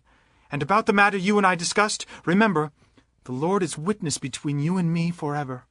So David hid in the field, and when the new moon festival came, the king sat down to eat. He sat in his customary place by the wall opposite Jonathan, and Abner sat next to Saul, but David's place was empty. Saul said nothing that day, for he thought, "Something must have happened to David to make him ceremonially unclean. Surely he is unclean." But the next day, the second day of the month, David's place was empty again. Then Saul said to his son Jonathan, Why hasn't the son of Jesse come to the meal either yesterday or today? Jonathan answered, David earnestly asked me for permission to go to Bethlehem. He said, Let me go, because our family is observing a sacrifice in the town, and my brother has ordered me to be there. If I have found favor in your eyes, let me get away to see my brothers. That is why he has not come to the king's table. Saul's anger flared up at Jonathan, and he said to him, You son of a perverse and rebellious woman! Don't I know that you have sided with the son of Jesse to your own shame, to the shame of the mother who bore you? As long as the son of Jesse lives on this earth, neither you nor your kingdom will be established. Now send and bring him to me, for he must die. Why should he be put to death? What has he done? Jonathan asked his father. But Saul hurled his spear at him to kill him. Then Jonathan knew that his father intended to kill David. Jonathan got up from the table in fierce anger. On that second day of the month he did not eat, because he was grieved at his father's shameful treatment of David. In the morning Jonathan went out to the field for his meeting with David. He had a small boy with him, and he said to the boy, Run and find the arrows I shoot. As the boy ran, he shot an arrow beyond him. When the boy came to the place where Jonathan's arrow had fallen, Jonathan called out after him, Isn't the arrow beyond you? Then he shouted, Hurry! Go quickly! Don't stop! The boy picked up the arrow and returned to his master. The boy knew nothing of all this, only Jonathan and David knew.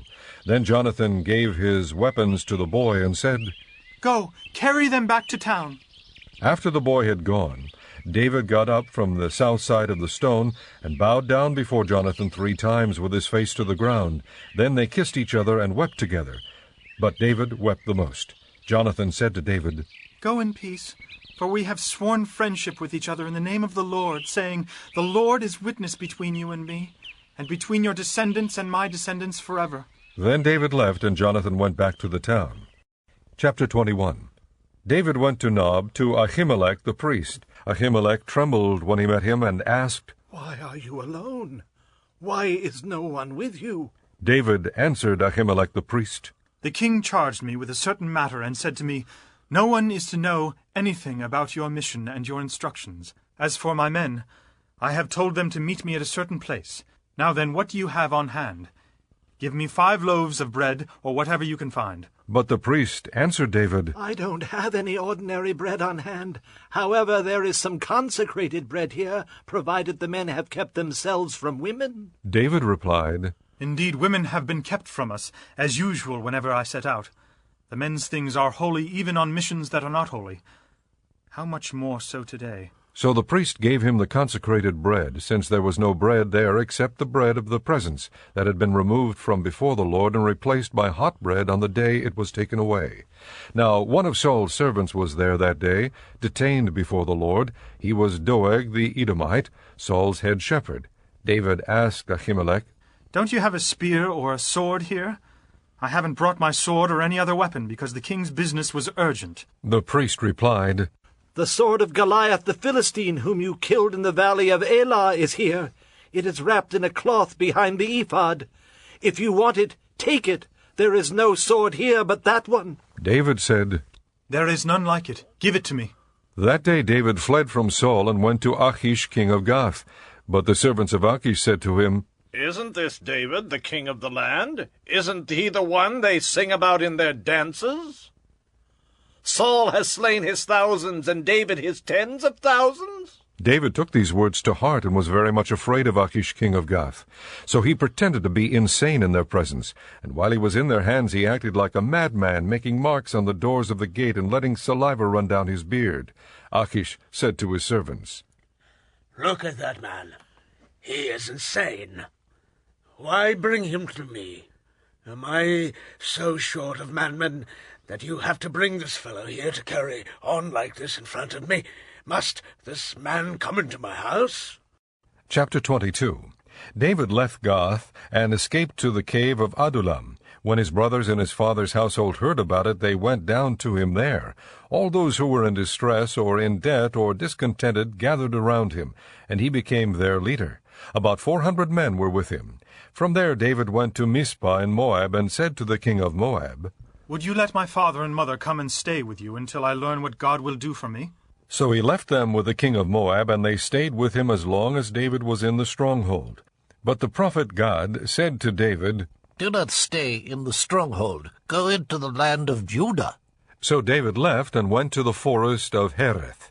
Now Saul heard that David and his men had been discovered, and Saul, spear in hand, was seated under the tamarisk tree on the hill at Gibeah, with all his officials standing around him. Saul said to them, Listen, men of Benjamin.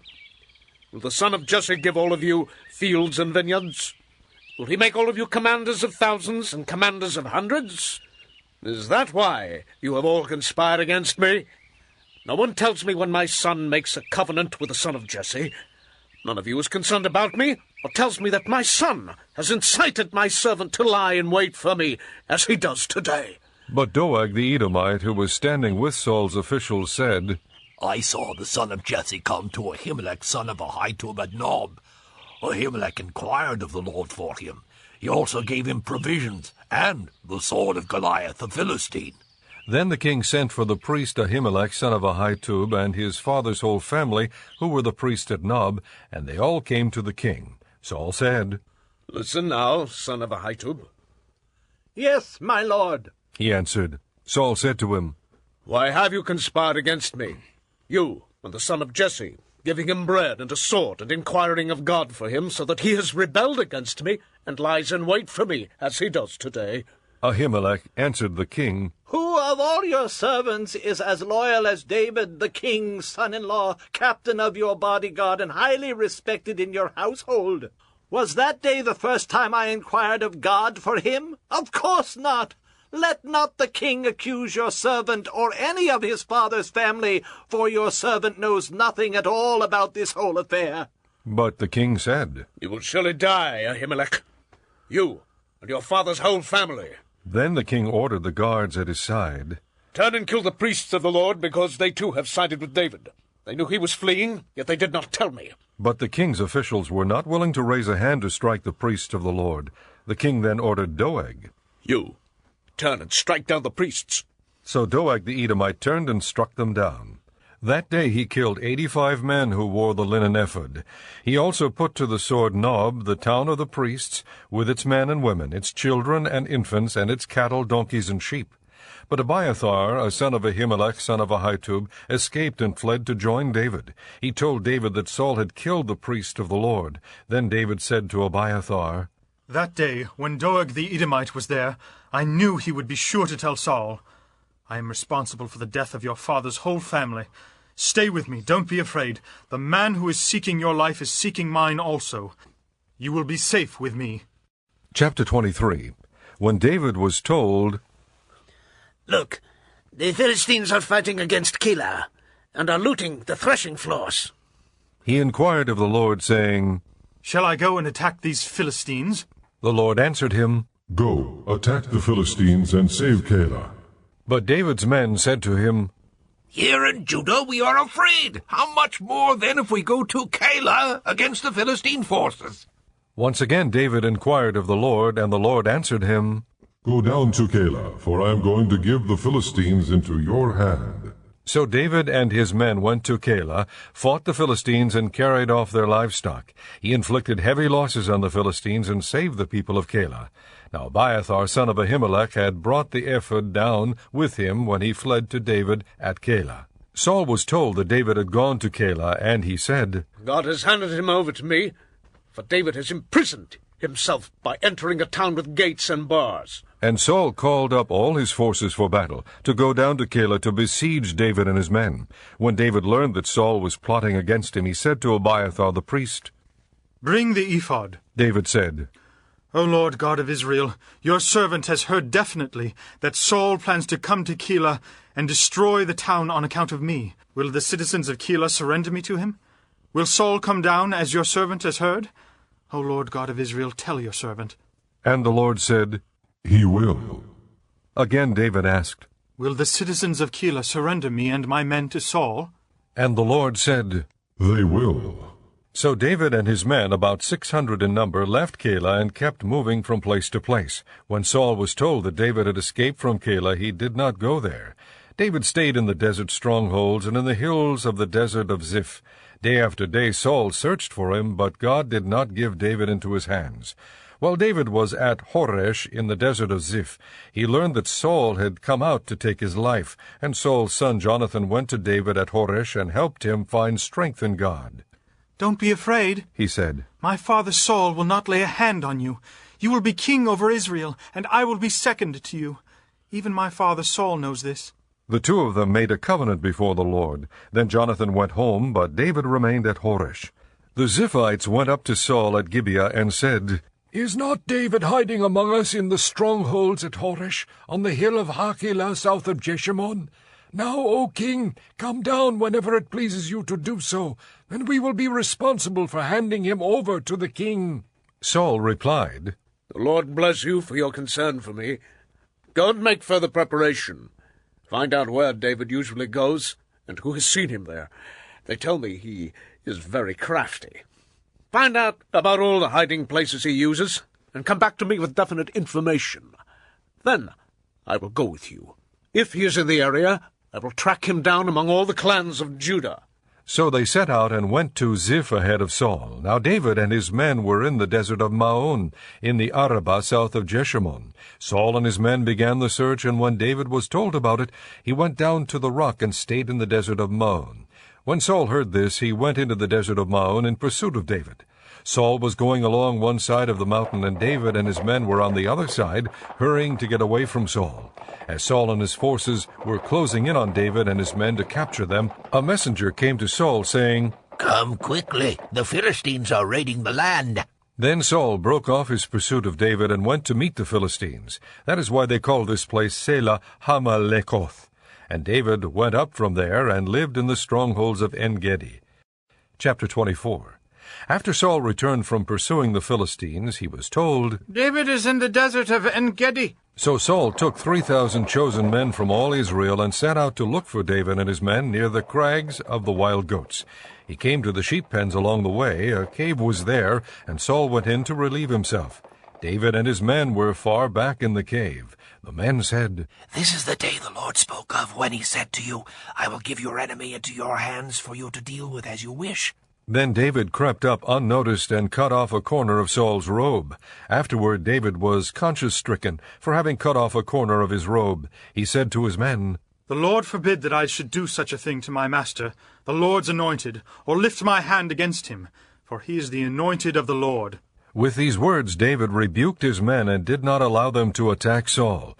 And Saul left the cave and went his way. Then David went out of the cave and called out to Saul, "My lord the king!" When Saul looked behind him, David bowed down and prostrated himself with his face to the ground. He said to Saul, "Why do you listen when men say, 'David is bent on harming you'? This day you have seen with your own eyes how the Lord delivered you into my hands in the cave. Some urged me to kill you, but I spared you. I said, 'I will not lift my hand against my master, because he is the Lord's anointed.' See, my father, look at this piece of your robe in my hand. I cut off the corner of your robe, but did not kill you. Now understand and recognize that I am not guilty of wrongdoing or rebellion. I have not wronged you, but you are hunting me down to take my life. May the Lord judge between you and me, and may the Lord avenge the wrongs you have done to me. But my hand will not touch you. As the old saying goes, 'From evildoers come evil deeds,' so my hand will not touch you. Against whom has the king of Israel come out? Whom are you pursuing? A dead dog? A flea? May the Lord be our judge and decide between us. May he consider my cause and uphold it. May he vindicate me by delivering me from your hand." When David finished saying this, Saul asked, "Is that your voice, David, my son?" And he wept aloud. "You are more righteous than I," he said. "You have treated me well, but I have treated you badly. You have just now told me of the good you did to me. The Lord delivered me into your hands, but you did not kill me. When a man finds his enemy, does he let him get away unharmed? May the Lord reward you well for the way you've treated me today. I know that you will surely be king, and that the kingdom of Israel will be established in your hands. Now swear to me, by the Lord, that you will not cut off my descendants or wipe out my name from my father's family." So David gave his oath to Saul. Then Saul returned home, but David and his men went up to the stronghold. Chapter 25. Now Samuel died, and all Israel assembled and mourned for him, and they buried him at his home in Ramah. Then David moved down into the desert of Maon. A certain man in Maon, who had property there at Carmel, was very wealthy. He had 1,000 goats and 3,000 sheep, which he was shearing in Carmel. His name was Nabal, and his wife's name was Abigail. She was an intelligent and beautiful woman, but her husband, Calebite, was surly and mean in his dealings. While David was in the desert, he heard that Nabal was shearing sheep, so he sent 10 young men and said to them, "Go up to Nabal at Carmel, and greet him in my name. Say to him, 'Long life to you, good health to you and your household, and good health to all that is yours.' Now I hear that it is sheep-shearing time. When your shepherds were with us, we did not mistreat them, and the whole time they were at Carmel nothing of theirs was missing. Ask your own servants, and they will tell you. Therefore be favorable toward my young men, since we come at a festive time. Please give your servants and your son David whatever you can find for them."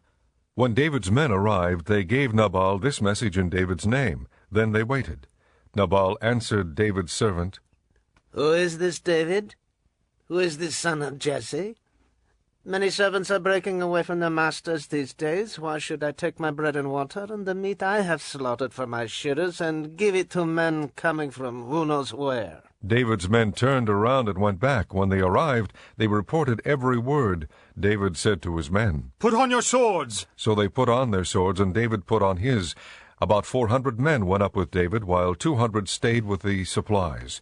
One of the servants told Nabal's wife Abigail, David sent messengers from the desert to give our master his greetings, but he hurled insults at them. Yet these men were very good to us. They did not mistreat us, and the whole time we were out in the fields near them, nothing was missing. Night and day they were a wall around us all the time we were herding our sheep near them.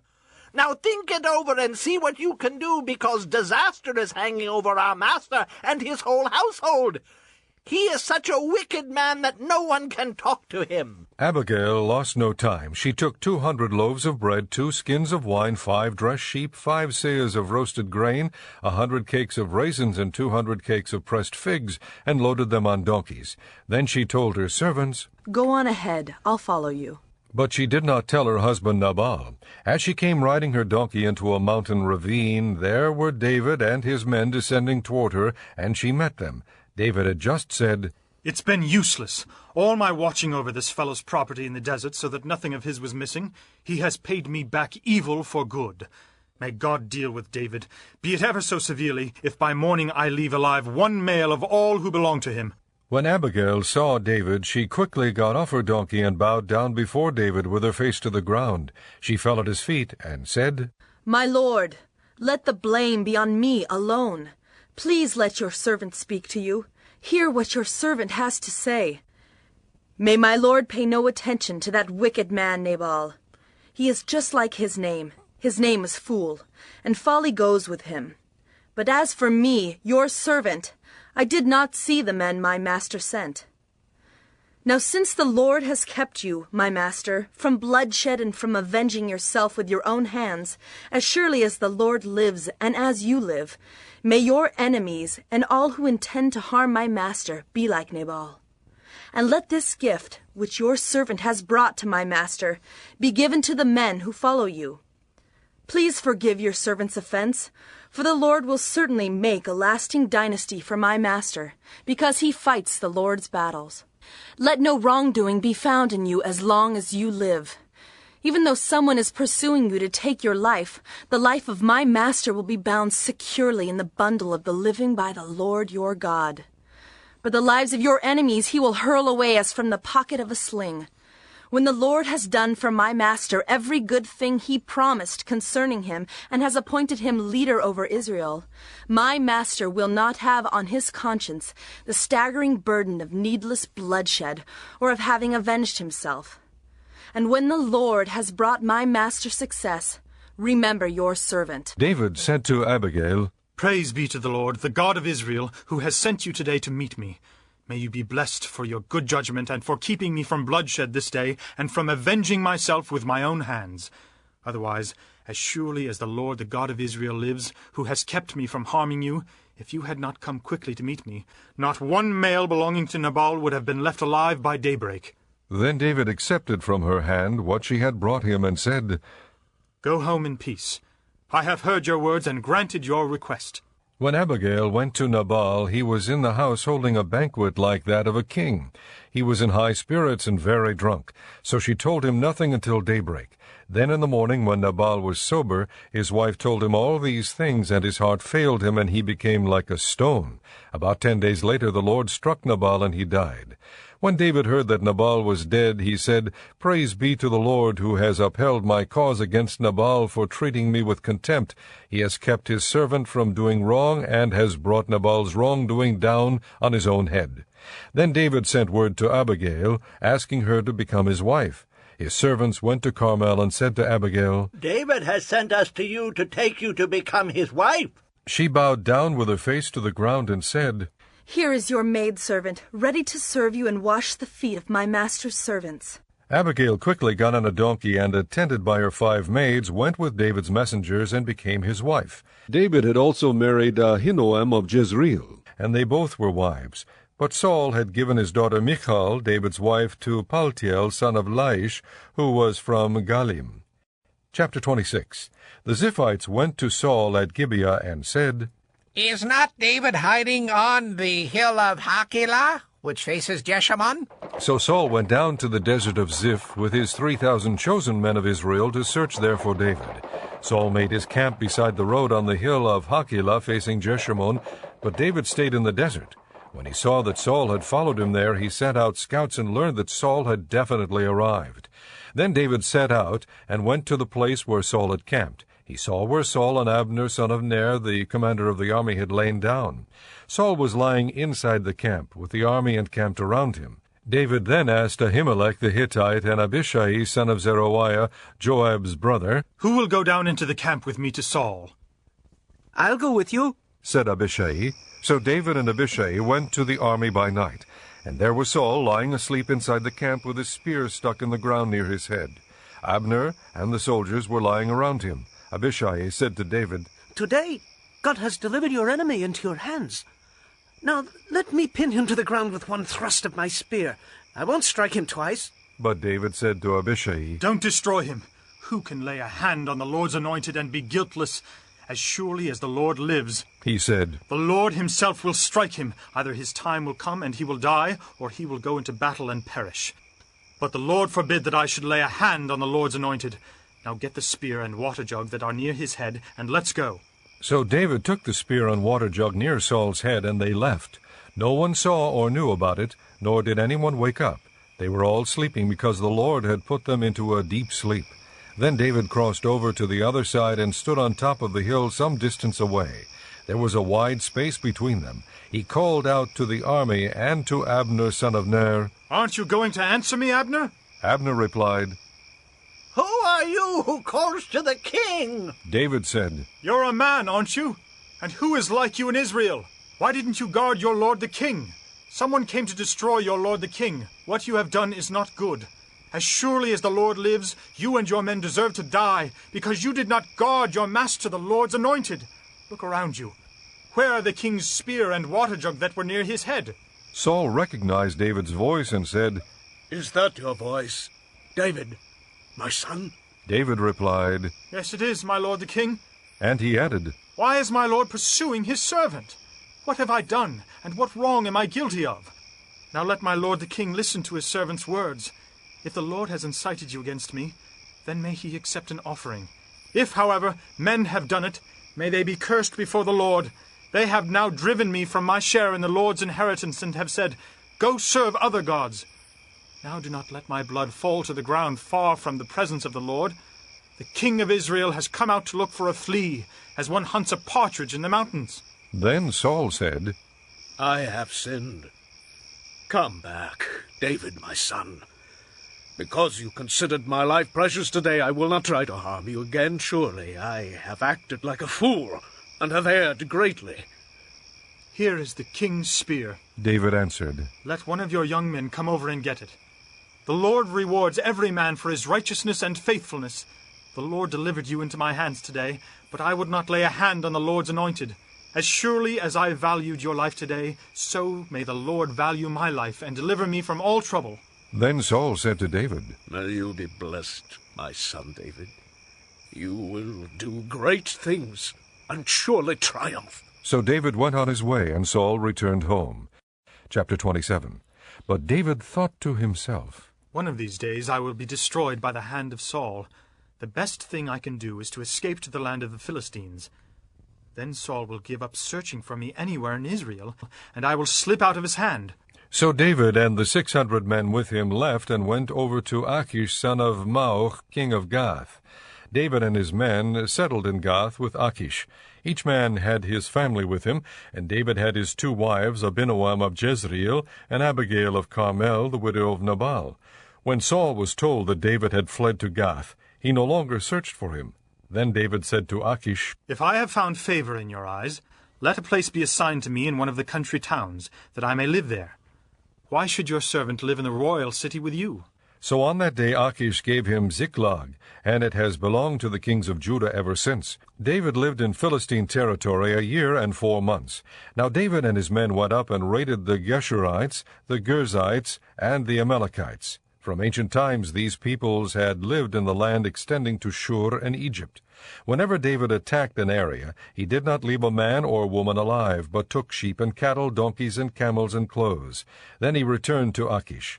When Achish asked, "Where did you go raiding today?" David would say, "Against the Negev of Judah." Or, "Against the Negev of Jerahmeel." Or, "Against the Negev of the Kenites." He did not leave a man or woman alive to be brought to Gath, for he thought, "They might inform on us and say, 'This is what David did.'" And such was his practice as long as he lived in Philistine territory. Achish trusted David and said to himself, "He has become so odious to his people, the Israelites, that he will be my servant forever."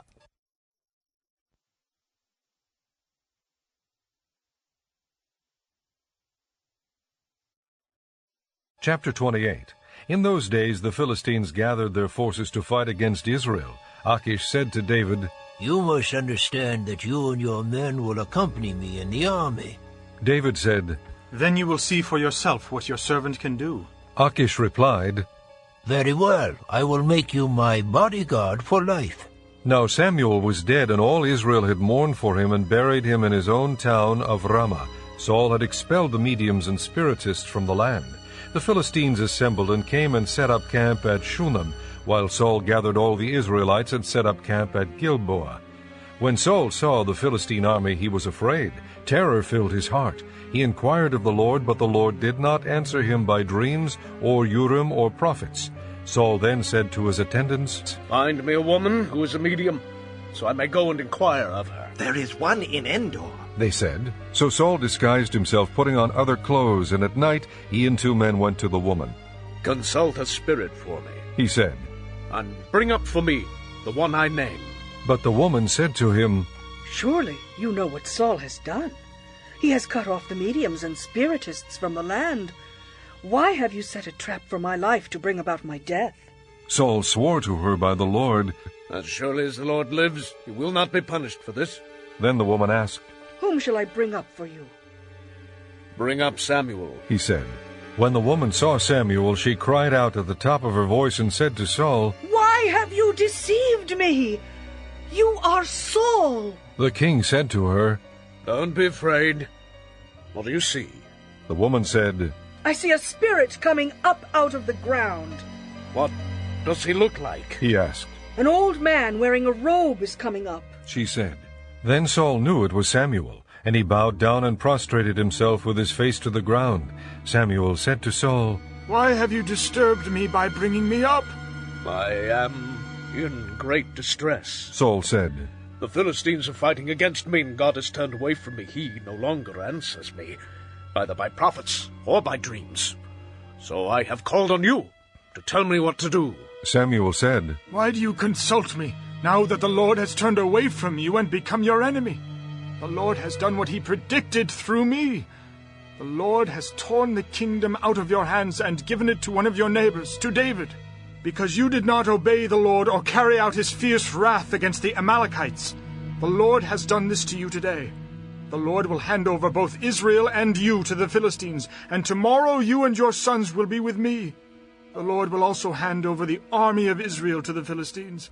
Immediately Saul fell full length on the ground, filled with fear because of Samuel's words. His strength was gone, for he had eaten nothing all that day and night. When the woman came to Saul and saw that he was greatly shaken, she said, "Look, your maidservant has obeyed you. I took my life in my hands and did what you told me to do. Now please, listen to your servant, and let me give you some food so you may eat and have the strength to go on your way." He refused and said, "I will not eat." But his men joined the woman in urging him, and he listened to them. He got up from the ground and sat on the couch. The woman had a fattened calf at the house, which she butchered at once. She took some flour, kneaded it, and baked bread without yeast. Then she set it before Saul and his men, and they ate. That same night they got up and left. Chapter 29. The Philistines gathered all their forces at Aphek, and Israel camped by the spring in Jezreel. As the Philistine rulers marched with their units of hundreds and thousands, David and his men were marching at the rear with Achish. The commanders of the Philistines asked, "What about these Hebrews?" Achish replied, "Is this not David, who was an officer of Saul, king of Israel? He has already been with me for over a year, and from the day he left Saul until now I have found no fault in him." But the Philistine commanders were angry with him and said, "Send the men back, that he may return to the place you assigned him. He must not go with us into battle, or he will turn against us during the fighting. How better could he regain his master's favor than by taking the heads of our own men? Isn't this the David they sang about in their dances? Saul has slain his thousands, and David his tens of thousands." So Achish called David and said to him, "As surely as the Lord lives, you have been reliable, and I would be pleased to have you serve with me in the army. From the day you came to me until now, I have found no fault in you. But the rulers don't approve of you. Turn back and go in peace. Do nothing to displease the Philistine rulers." "But what have I done?" asked David. "What have you found against your servant from the day I came to you until now? Why can't I go and fight against the enemies of my lord the king?" Achish answered, "I know that you have been as pleasing in my eyes as an angel of God. Nevertheless, the Philistine commanders have said, he must not go up with us into battle. Now get up early, along with your master's servants who have come with you, and leave in the morning as soon as it is light." So David and his men got up early in the morning to go back to the land of the Philistines, and the Philistines went up to Jezreel. Chapter 30. David and his men reached Ziklag on the third day. Now the Amalekites had raided the Negev and Ziklag. They had attacked Ziklag and burned it, and had taken captive the women and all who were in it, both young and old. They killed none of them, but carried them off as they went on their way.